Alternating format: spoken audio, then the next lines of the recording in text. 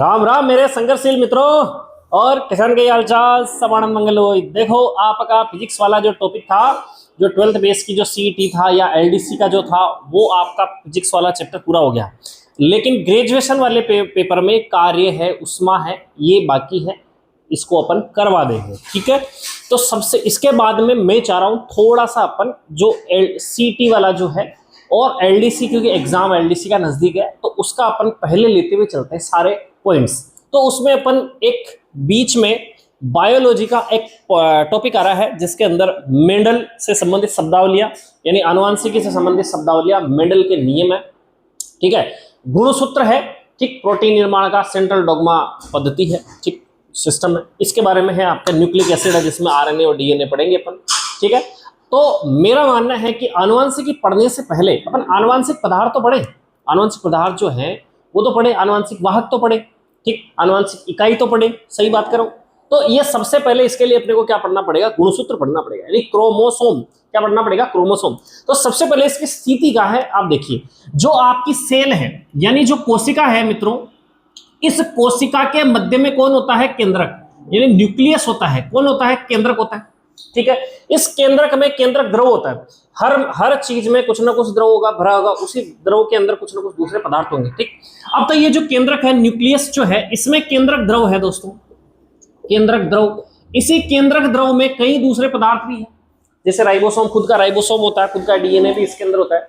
ठीक है ना, राइबोसोम होता है, प्रोटीन निर्माण खुद कर लेगा। ठीक, अर्धस्वायत्त अंगक भी इनको बोलते हैं, माइटोकॉन्ड्रिया भी अर्धस्वायत्त अंग होता है, खुद का आरएनए और खुद का प्रोटीन निर्माण के लिए राइबोसोम अपने नौकर बनाए रखते हुए ना। तो अब ये केंद्रक का पूरी कोशिका पर नियंत्रित करता है। केंद्रक के अंदर है केंद्रक द्रव। क्या है, केंद्रक द्रव। इस केंद्रक द्रव में केंद्रिका भी होते हैं, लेकिन यहां पर एक बिल्कुल धागे समान इस प्रकार जाल, धागों के जो जाल है, ये समान संरचना पाई जाती है। इनको कहते हैं क्रोमेटिन जाल। क्या कहते हैं इसको, क्रोमेटिन जाल। क्या कहेंगे इनको, क्रोमेटिन जाल। यानी इस केंद्रक द्रव के अंदर कुछ धागे, लंबी धागे समान, जाल समान संरचना होती है, जिन्हें कहते हैं अपन क्रोमेटिन जाल कहते हैं। और यही क्रोमेटिन जाल आपका जब कोशिका विभाजन होता है, क्या, सेल डिवीजन, कोशिका विभाजन, याद रखना कोई भी जीवन में सृजन जब होता है तो उससे पहले विनाश होना तय है, यानी सबसे पहले उसमें विभाजन होता है। साहब ये कोशिकाओं का विभाजन क्यों हो रहा है, याद रखना, जियो महोदय है ना, जीओ है ना, इसकी स्पेलिंग होती है टी से शुरू होती है। कोई जापानी था इसलिए टी जियो नहीं बोल के जियो बोलते हैं। इसने बताया कि प्रत्येक जीव के अंदर गुणसूत्रों की संख्या समान होती है, यानी मनुष्य में टोटल गुणसूत्रों की संख्या होती है, आपको पता है कि 46, जो कि ये जोड़े में रहते हैं, तो 23 जोड़ी गुणसूत्र अपने मनुष्य में होते हैं। अगर ये 46 गुणसूत्र की जगह 47 गुणसूत्र हो गए, 48, 50, 60 हो गए, तो कुछ नया जीव बन जाएगा। मनुष्यों को प्रॉपर मनुष्य बनाने के लिए 46 गुणसूत्रों की आवश्यकता होती है। समझ में आ गई। तो ये गुणसूत्र वैसे पड़े रहते हैं क्रोमेटिन जाल के रूप में जब कोशिका विभाजन होता है। अब कोशिका विभाजन क्यों हो रहा साहब, कि आपके शरीर में कई कोशिकाएं मरती रहती है और नई कोशिकाएं बनती रहती है। समझ में, मनुष्य का लगातार विकास और ग्रोथ हो रहा, छोटा बच्चा था फिर बड़ा हुआ। तो आप सोचिए, आपके शरीर की सबसे छोटी जो यूनिट है वो कोशिकाएं, बहुत सारी कोशिकाएं मिलकर उत्तक का निर्माण करती है, बहुत सारे उत्तक मिलकर अंग का निर्माण करते हैं, अंग मिलकर अंग तंत्र का निर्माण करते हैं और अंग तंत्र मिलकर पूरी बॉडी का निर्माण करते हैं। यानी आपके शरीर में जितनी कोशिकाओं की संख्या बढ़ती जाएगी, उतने फिर धीरे धीरे अंगों का निर्माण और शरीर का निर्माण होता जाएगा। यानी शरीर में कोशिकाओं की संख्या बढ़ती रहनी चाहिए। तो कोशिकाओं की संख्या बढ़ेगी कैसे, कि ये एक कोशिका है, इस कोशिका के अंदर ही केंद्रक है, केंद्रक के अंदर आपके कौन है, क्रोमेटिन जाल, जो कि किसकी क्रोमेटिन जाल है, ये कोशिका विभाजन के जो समय है, ये क्रोमेटिन जाल किसका निर्माण करते हैं, गुणसूत्रों का निर्माण करते हैं। ठीक, ये भी अलग प्रकार के होते हैं। एक कोशिका विभाजन अर्धसूत्री और समसूत्री होता है। आपका शरीर जो बनता है वो समसूत्री विभाजन से बनता है। लिंग गुणसूत्रों की संख्या जो होती है वो अलग विषय पढ़ेंगे उसको भी, वो अर्धसूत्री विभाजन के कारण होता है। यानी समसूत्र विभाजन का मतलब होता है आप में 46 गुणसूत्र और विभाजन के बाद भी 46 गुणसूत्र ही रहते हैं। तो 46 आपके अंदर गुणसूत्र है। अब ये जो सेल है इसमें 46 गुणसूत्र है, तो इसको टूट के ये एक सेल किसमें बदल जाएगी, 2 सेल में, और इसमें भी 46 गुणसूत्र और इसमें भी 46 गुणसूत्र होते हैं। यानी एक सेल टूटकर 2 सेल का निर्माण हुआ, यानी पहले इस सेल का टूटना हुआ, विभाजन हुआ, विनाश हुआ, और फिर 2 सेल में बट गई है। यानी सृजन से पहले विनाश की आवश्यकता होती है, यानी इस सेल को अपने आप ने खत्म किया और 2 सेल में कन्वर्ट कर दिया। इसी प्रकार से ये 2 सेल, फिर से 2 सेल, फिर से 2 सेल, इस प्रकार से कोशिकाओं की संख्या बढ़ती है विभाजन के माध्यम से। फिर इनका दीर्घीकरण होता है जिसके अंदर कोशिकाओं का आकार बढ़ता है। इसके अनुसार मनुष्यों का शरीर लंबाई चौड़ाई प्रकार आपका बढ़ता रहता है। यहां एक बात समझ में आई होगी, यानी गुणसूत्र कहां रहते हैं, आपके केंद्रक में क्रोमेटिन जाल के रूप में रहते हैं। आई बात समझ में, क्रोमेटिन जाल के रूप में। और ये क्रोमेटिन जाल जो शब्द था, ये जो क्रोमेटिन जाल, ये किसने दिया था, फ्लेमिंग। किसने दिया था मित्रों, फ्लेमिंग ने दिया था ये क्रोमेटिन जाल शब्द। समझ में आ गई। अब इन क्रोमेटिन जाल में क्या होता है, मान लो मैं एक धागा ले लूं, इस धागे पे कई सारे क्या होते हैं, कण होते हैं। इन्हें क्रोमोमियर कण कहते हैं। क्या कहते हैं, क्रोमोमियर, क्रोमोमियर, ठीक है, क्रोमोमियर कण कहते हैं। इसकी खोज वुड और क्रुक ने की। किसने की, वुड और क्रुक। ये लो साहब, वुड और क्रुक इन्होंने की। अब साहब ये क्या है, क्या काम के हैं भाई, आपको एक मैं कहूं कि एक देखो, ये तो हो गया, आप समझ सकते हो इसको गुणसूत्र, और मैं इसको सीधा सा बोल दूं नाम, ये है आपका जीन। क्या है आपका जीन। अच्छा बॉड साहब, ये जीन है। हाँ, यानी जीन कहां रहते हैं, आपके गुणसूत्रों पर रहते हैं। कहां रहते हैं मित्रों, गुणसूत्रों पर रहते हैं। और ये किसके बने होते हैं, डीएनए के बने होते हैं। किसके बने होते हैं, डीएनए के बने होते हैं। आई बात समझ में, डीएनए और प्रोटीन से मिलकर ये बने होते हैं। प्रोटीन प्लस मतलब डीएनए। देखो ध्यान देना, गुणसूत्रों की संरचना या अपन क्रोमेटिन जो जाल होते हैं, इसमें मुख्यतः क्या होता है, डीएनए होता है, आरएनए होता है, समझ में आ रही, और प्रोटीन होता है। ये डीएनए, देखो स्पेशली मनुष्य की बात की जाए तो वहां आरएनए जो प्रेजेंट होता है वो केवल प्रोटीन निर्माण के लिए होता है।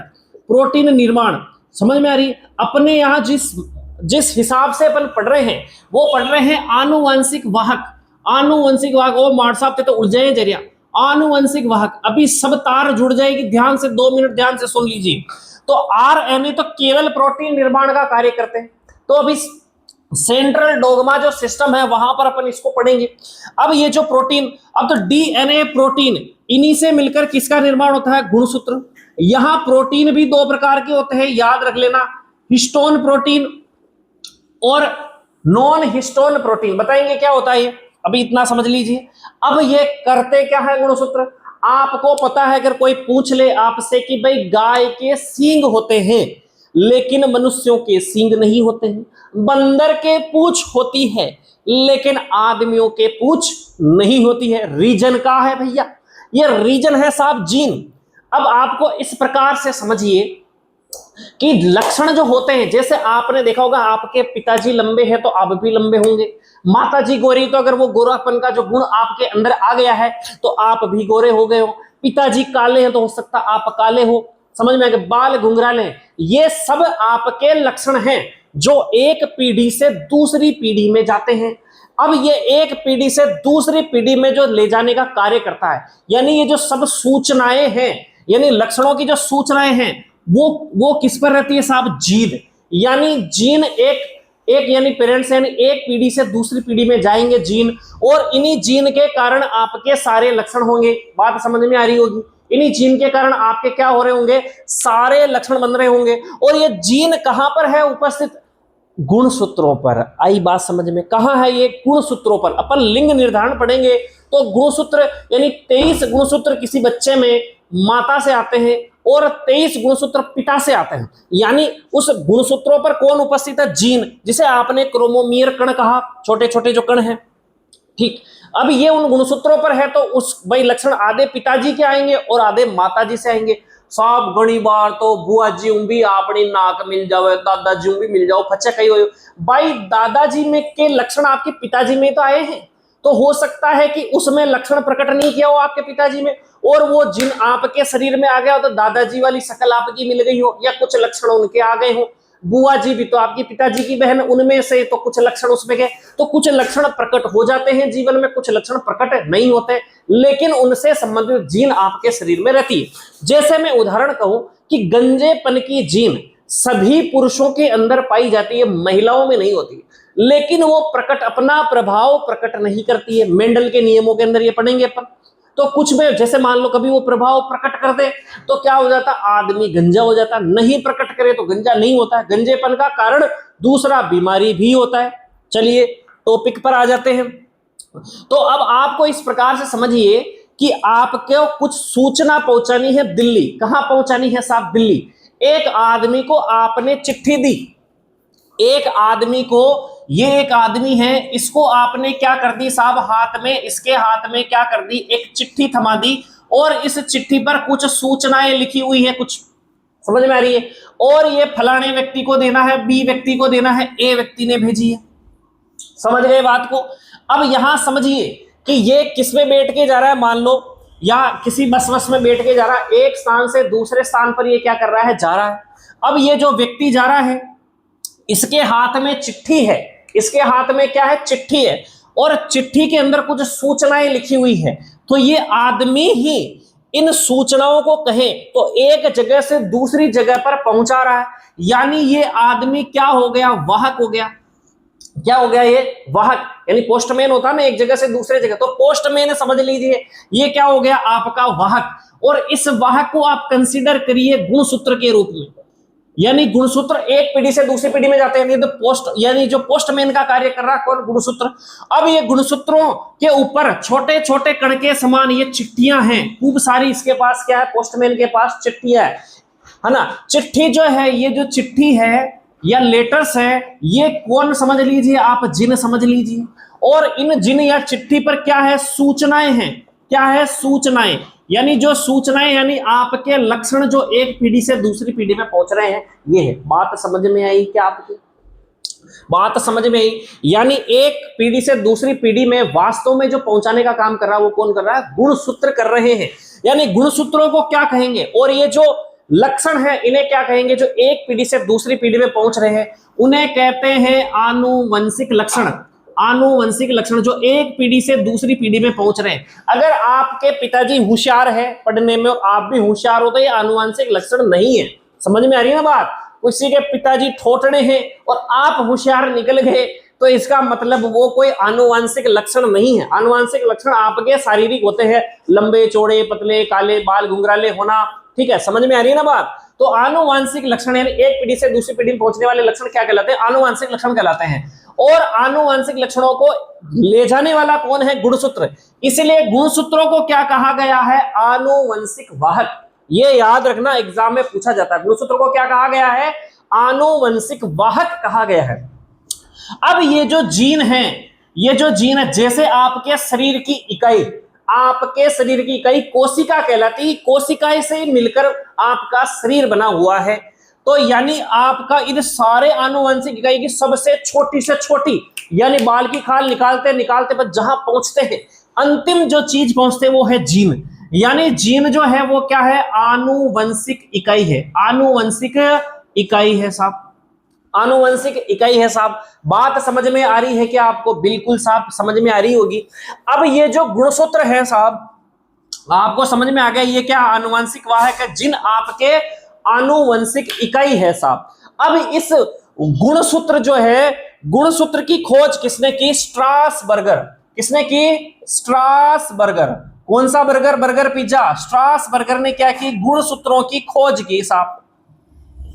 साहब खोज की, इसका मतलब नाम किसी और ने दिया होगा का, बिल्कुल बता दिया कि भाई कोई ऐसा मान लो धागे समान संरचना है, ऐसी कोई चीज है जो एक पीढ़ी से दूसरी पीढ़ी में जाती है, नाम नहीं दिया इन्होंने। क्या किया, केवल खोज की, वो है स्ट्रासबर्गर। कौन है, स्ट्रासबर्गर। लेकिन नाम किसने दिया साहब, वाल्डेर।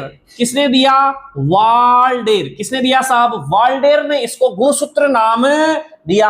आगे बात समझ में देखो, यहां मैंने लिखा फ्लेमिंग। क्रोमेटिन जो जाल है वो किसने कहा? फ्लेमिंग ने। गुणसूत्रों की खोज किसने की? एग्जाम में पूछे जाते हैं, स्ट्रासबर्गर। और इसका जो नाम है, गुणसूत्र जो नाम दिया, किसने दिया? वाल्डेर ने। और यहां जियो महोदय के बारे में मैंने पहले भी बताया, यहां लिख देता हूं जियो, जियो, लेकिन टी से एस की स्पेलिंग शुरू होती है। इसने क्या बताया कि प्रत्येक जीव में क्या होते हैं? गुणसूत्रों की जो संख्या होती है वो कैसी होती है? समान होती है। ये जियो महोदय ने क्या हुआ? बताया। और आप सबको पता है कि मनुष्यों के अंदर गुणसूत्रों की संख्या कितनी होती है? 46। और टोटल जो अगर अपन जोड़े की बात करें तो वो कितने होते हैं साहब? 23 गुणसूत्र होते हैं। अगर आप इनको बाइफरकेट करें तो क्या निकल के आता है? देखो क्या निकल के आता है कि आपके गुणसूत्र है टोटल 46, इसमें से 44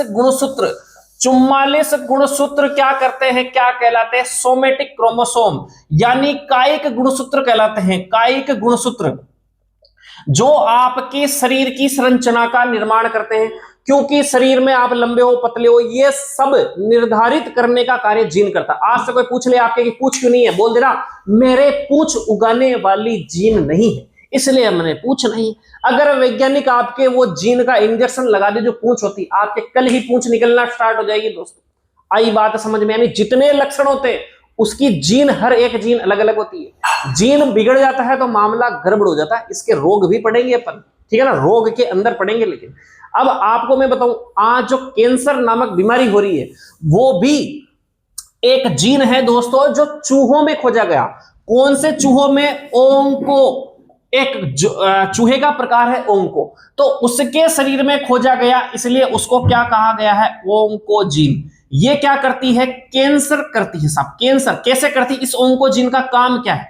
इस ओंकोजीन का काम है कोशिका विभाजन को बढ़ा देना। कोशिका क्या कर देता है? विभाजन को बढ़ा देना। अभी आपको पता है कि कोशिका विभाजन बढ़ने से कोशिका की संख्या बढ़ जाती है। कोशिका की संख्या बढ़ जाती है। ये अच्छी बात है, बुरी बात है साहब? अच्छी बात है कोशिका की संख्या बढ़ना, लेकिन ये जीन अगर डिस्टर्ब हो गया तो कोशिकाओं की संख्या अनियंत्रित रूप से बढ़ जाती है, जो कि गांठ का रूप ले लेती है। किसका रूप ले लेती है?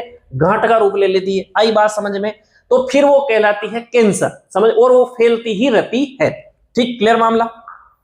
और यहां अपन को बता रहे हैं कि भाई 44 गुणसूत्र है इसमें, सॉरी 46 गुणसूत्र है इसमें। आपके 44 गुणसूत्र तो कई गुणसूत्र है जो शरीर का निर्माण कर रहे हैं कि आपके हाथ कैसे होंगे, पैर कैसे होंगे, आप लंबे होंगे, पतले होंगे, बाल गुंगराले होंगे, नहीं होंगे। इसमें दो जो गुणसूत्र है वो दो गुणसूत्र आपके क्या होंगे साहब? लिंग गुणसूत्र। लिंग गुणसूत्र यानी सेक्स क्रोमोसोम होंगे। अब अगर उसमें नर है साहब, नर है तो क्या होंगे? उसमें नर है तो एक्स वाई गुणसूत्र होंगे। अगर यदि मादा है तो उसमें कौन से गुणसूत्र होंगे? एक्स एक्स गुणसूत्र होंगे। थोड़ा जितना मैंने बोला है उसको मैं लिखा देता हूं, फिर आगे के बाद में पढ़ेंगे। शायद गुणसूत्र ऐसा नहीं पढ़ा होगा आपने जिंदगी में।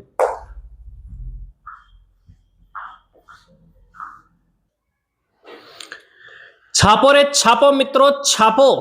कहां मिलेगा रे ऐसा मैटर? लाइक करिए वीडियो को जल्दी से और इसको छापो, फिर आगे की ओर लिखाता हूं मैं। छाप लिया? ओके, मिटाया जा रहा है अब।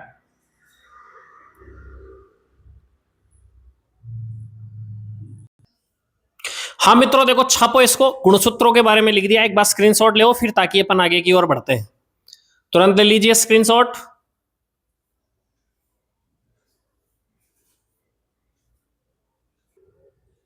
देखो दोस्तों, अब आपके इसके मैं समझा देता हूं कि गुणसूत्र की संरचना किस प्रकार की होती है। देखो गुणसूत्र कुछ जो धागे समान क्रोमेटिन जाल थे, जब वो कोशिका विभाजन के समय होते हैं तो कुछ इस प्रकार से संरचना में वहां पे क्रिएट होते हैं। तो अब इसकी संरचना में देखते हैं, सबसे बाहर आपके जैसे स्किन का आवरण होता है, हर चीज के ऊपर कुछ ना कुछ आवरण होता है। तो इसके जो बाहरी और जो आवरण है, यानी गुणसूत्रों के ऊपर आवरण, देखो अंदर क्या है, इसके अंदर कुछ द्रव है और इसके बाद ये धागे समान संरचना है। भाई महत्वपूर्ण चीज तो धागे समान संरचना, इसकी सुरक्षा के लिए इसमें कुछ द्रव होता है और इसके ऊपर एक आवरण होता है। इस आवरण को क्या कहा गया है? पेलिकल। क्या कहा गया है? पेलिकल। और किसी भी पदार्थ में अगर मान लो कुछ द्रव भरा हुआ है उसे क्या कहेंगे अपन, मैट्रिक्स कहेंगे। क्या कहेंगे, मैट्रिक्स, यानी जेली समान थोड़ी सी अर्ध ठोस, जैसे आप कोलगेट वगैरह लेते हो ना, वो कोलगेट पेस्ट होता है, वैसा पेस्ट यानी थोड़ा सा अर्ध ठोस, बिल्कुल ठोस भी नहीं, लिक्विड भी नहीं, अर्ध ठोस, है ना। जेली समान संरचना जो होता है वो कहलाता है आपका मैट्रिक्स कहलाता है। क्या कहलाता है, मैट्रिक्स। इस मैट्रिक्स के अंदर देखो, मैट्रिक्स के अंदर ये धागे समान संरचना, इनको कहते हैं क्रोमोनीमेटा। इससे पहले कुछ चीज समझ लेते हैं, जैसे कि मान लो ये गुणसूत्र है, इस गुणसूत्र में देखो यहां पर भी क्या है, पेलिकल का आवरण है, लेकिन ये छोटी सी जगह बच रही है जहां पर पेलिकल का आवरण नहीं है, इन्हें कहते हैं अपन सेंट्रोमियर। क्या कहते हैं, सेंट्रो, यानी सेंटर में है इसके मध्य के अंदर, और इस मध्य के अंदर यहां पेलिकल, जो पेलिकल होता है दोस्तों, पेलिकल जो होता है, ये पेलिकल का यहां पर आवरण नहीं पाया जाता है। पेलिकल का आवरण किस पर नहीं पाया जाता, सेंट्रोमियर पर नहीं पाया जाता है, मध्य के अंदर, ठीक है। इसके बाद में देखो ये जो गुणसूत्र हैं, ये इस प्रकार से गुणसूत्र में एक छोटा बिंदु इधर और एक छोटा बिंदु इधर होता है। क्या होता है, छोटे छोटे बिंदु होते हैं, इन्हें कहते हैं काइनेटोकोर। क्या कहते हैं दोस्तों, इन्हें काइनेटोकोर कहते हैं। क्या कहते हैं इन्हें, काइनेटोकोर। समझ में आ गई। अच्छा, ये जो सेंट्रोमियर है, इस सेंट्रोमियर के आधार पर गुणसूत्र भी पढ़ेंगे अपन, है ना, वीजेट या इस प्रकार से जो गुणसूत्र होते हैं जो वो पढ़ेंगे अभी। तो ये जो सेंट्रोमियर है, इसको एक नाम और दिया गया है, गुणसूत्र बिंदु। क्या कहा गया है, गुणसूत्र बिंदु। इस गुणसूत्र बिंदु पर यहां पर पेलिकल का आवरण अनुपस्थित होता है। इसी गुणसूत्र बिंदु के आधार पर गुणसूत्र पढ़ेंगे अपन, 4 प्रकार के होते हैं। समझ में आ गई ना, जिसकी शेप सबकी अलग अलग होती है। ये है काइनेटोकोर। क्या कहते हैं इसे, काइनेटोकोर। ये छोटी छोटी किसकी बनी संरचना है, ये प्रोटीन। किसकी बनी संरचना होती है, ये प्रोटीन से बनी संरचना होती है, तस्तुरीनुमा आकृति होती है। जब आपके कोशिका विभाजन होता है तो कोशिका विभाजन में जो तर्कु तंतु होते हैं, आपने यदि पढ़ा हो तो तर्कु तंतु इस प्रकार के पाए जाते हैं दोस्तों। वो जो क्या करते हैं, दोनों तरफ तर्कु तंतु इस प्रकार से होते हैं समकोण में। तो ये गुणसूत्रों को क्या करते हैं, यहां से गुणसूत्रों को क्या करते हैं, खींचते हैं। क्या करते हैं, ये इधर से खींचता है, ये इधर से खींचता है, तो यहां से इसका विभाजन होता है ना, इधर से विभाजन होता है। तो ये जो गुणसूत्र का एक भाग इधर एक भाग इधर चला जाता है। जो जहां से मान लो किसी को अपन टोकन करते हैं ना, भाई गाड़ी खराब हो गई है, तो जहां से उस रस्सी को बांधते फिर उस गाड़ी को खींचते, इसे करते हैं। तो ये जो तर्कु तंतु जो है वो गुणसूत्रों को जहां से खींचते हैं वो जगह है काइनेटोकोर। ये तस्त्रीनुमा, है ना, आपकी जो प्लेट होती है छोटे छोटे, उस गोल गोल संरचना में ये होते हैं, इन्हें कहते हैं काइनेटोकोर। ये प्रोटीन के बने होते हैं। और लास्ट और इंपॉर्टेंट इसमें स्ट्रक्चर है क्रोमोनीमेटा या क्रोमोनीमा। ये जो धागे समान संरचना आपको दिखाई दे रही है, इस प्रकार से मेन चीज यही है। और इन्हीं पर क्या पाया गया था, क्रोमोमियर, जिसे आपने कहा था जीन। क्या कहा था, जीन। अब समझ गए होंगे आप इस पूरी की पूरी गुणसूत्रों की संरचना। अब इसको मैं नोट्स के रूप में आपको लिखा देता हूं। इसके बाद बताऊंगा कि भाई गुणसूत्रों के जो ये गुणसूत्र बिंदु है सेंट्रोमियर, इसके आधार पर गुणसूत्र 4 प्रकार के होंगे। ठीक है, इसको मैं एक बार लिखा देता हूं आपको। देखो यहां मैंने पूरी गुणसूत्र की संरचना की डिटेल लिख दी है, समझ में आ गई ना। एक चीज ये थी कि क्रोमोनीमा एक अणु डीएनए की बनी होती है, यानी प्रत्येक क्रोमोनीमा होती है वो एक अणु डीएनए की बनी होती है, वरना कुल मिला के ये गुणसूत्र है ही डीएनए और प्रोटीन के बने होते हैं। समझ में आ गई बात, चलो साहब। इसके अलावा देखो सुनो कि यहाँ एक कुछ गुणसूत्र होते हैं मनुष्य के शरीर में, कुछ गुणसूत्र, सभी नहीं होते, जिसका मैंने एग्जाम्पल भी लिखा हुआ। 13वें जोड़ी गुणसूत्र, 14वें, 15 और 21 और 22वें जोड़ी गुणसूत्र। इनमें क्या होता है कि एक गुणसूत्र और छोटा सा, ये छोटा सा क्या होता है, नीचे नीचे थोड़ा सा इसमें जुड़ा हुआ होता है, जिसे सैटेलाइट बॉडी या ट्रिमेंट कहते हैं इसको। ठीक है, और यहां देखो द्वितीय संकीर्ण है, द्वितीय संकीर्ण यानी एक और यहां पर पेलिकल का आवरण नहीं होता, छोटा सा गुणसूत्र और मतलब कुछ सकरा स्थान और होता है द्वितीय ना, दूसरा भाई एक सकरा स्थान तो ये और दूसरा सकरा स्थान ये, भाई एक भुजा इसकी, ये एक भुजा ये इसकी, इसके बीच में सकरा स्थान है और दूसरा सकरा स्थान और आ जाता है कुछ गुणसूत्रों में, जैसे कि उदाहरण ये है, इसे कहते हैं द्वितीय संकीर्णन। तो जिसके अंदर ये गुणसूत्र पाए जाएंगे उन्हें कहते हैं सेट गुणसूत्र। ये एग्जाम में पूछा गया इसलिए मैंने लिखा है, सेट गुणसूत्र कहलाते हैं। जिसके एग्जाम्पल ये स्क्रीनशॉट ले, फिर आगे की ओर चलते हैं।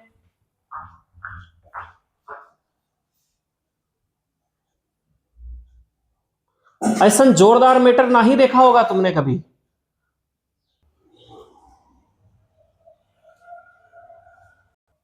देखो दोस्तों, गुणसूत्र बिंदु के आधार पर गुणसूत्र के प्रकार और आकार की बात करेंगे। पहला है देखो मेटा सेंट्रिक यानी मध्य केंद्रिक। क्या है? मध्य केंद्रिक। देखो ये गुणसूत्र बिंदु है, ठीक है। ये क्या है? गुणसूत्र बिंदु। ये आप सब जानते हो जहां से दोनों भुजाएं जुड़ी हुई होती है, ये गुणसूत्र बिंदु है। देखो इसका आकार कैसा दिख रहा है? वी शेप यानी मध्य केंद्रिक, बिल्कुल मध्य यानी भुजा इसकी क्या होती है? बराबर होती है। दूसरा सब मेटा सेंट्रिक, ये होता है उप मध्य केंद्रिक यानी थोड़ा सा क्या होता है? एक भुजा बड़ी और एक भुजा थोड़ी सी होती है छोटी। ये एल शेप यानी एल के आकार की आपको दिखाई दे रही है, 1:2 यानी इसकी डबल होती है। समझ में आ गया? एक्रोसेंट्रिक यानी अग्र केंद्रिक, इसमें क्या होती है? एक भुजा दूसरी भुजा के बीच 1:3 यानी इससे 3 गुनी बड़ी होती है। समझ में आ गई? जे शेप की होती है। चौथा है टीलोसेंट्रिक, ये इंपॉर्टेंट है। अंत्य यानी इसके अंदर एक भुजा बहुत ज्यादा छोटी होती है, तो इसका कोई भुजा अनुपात ही नहीं लिख सकते, भुजा अनुपात अनुपस्थित होता है। ये याद रखना कि केवल और केवल मानवों में उपस्थित होता है अंत्य केंद्रिक गुणसूत्र। आई बात समझ में?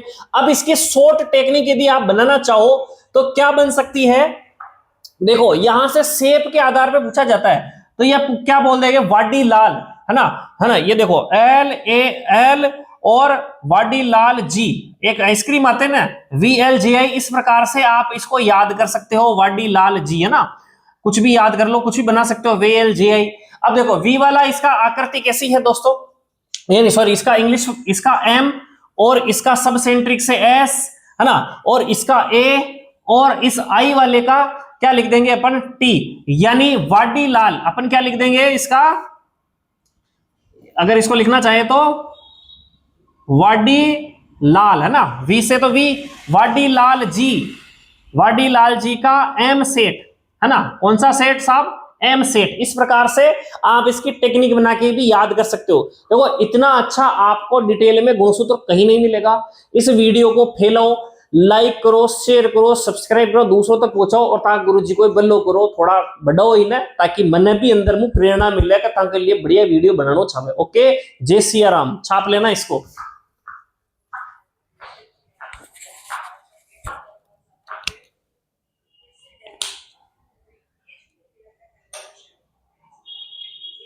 Like